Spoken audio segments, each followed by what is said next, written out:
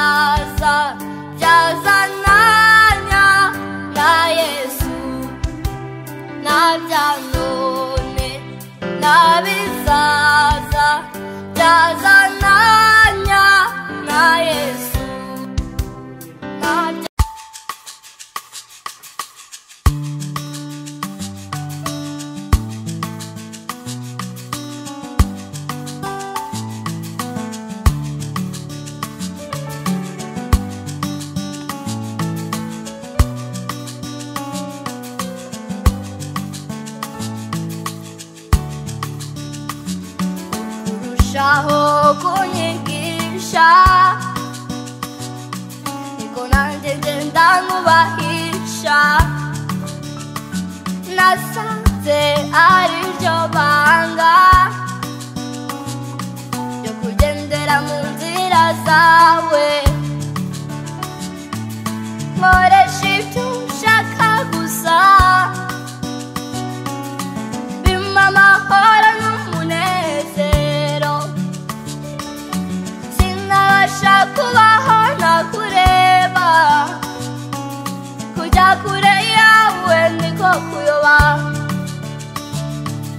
ijambo ryawe riganje umutima wanjye,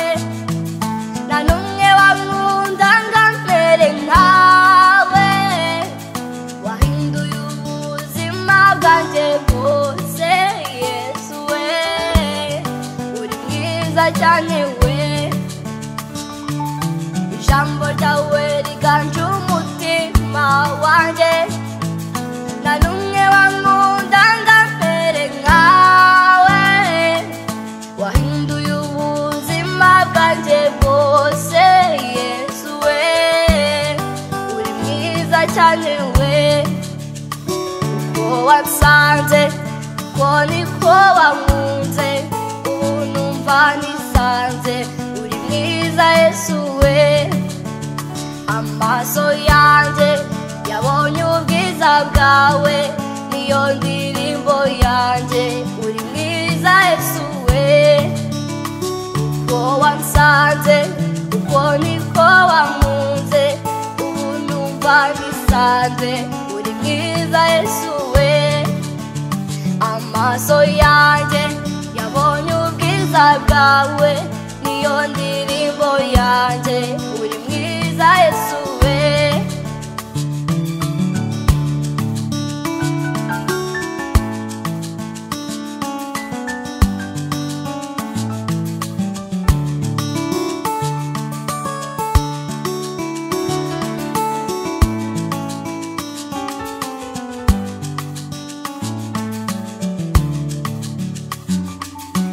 Ari we umvugishije, amatwi yanjye ntunganizwe, iyo numviriye aho uri honyine, honyine mfite ubuzere nyuzuye, wanyujuje mu rukundo rwawe, igikombe cyanjye kirasesekaye, ijambo ryawe riganje umutima wanjye, nta n'umwe wankunda ngo amere nkawe, wahinduye ubuzima bwanjye bwose, Yesu we uri mwiza cyane we, uko wansanze uko niko wankunze,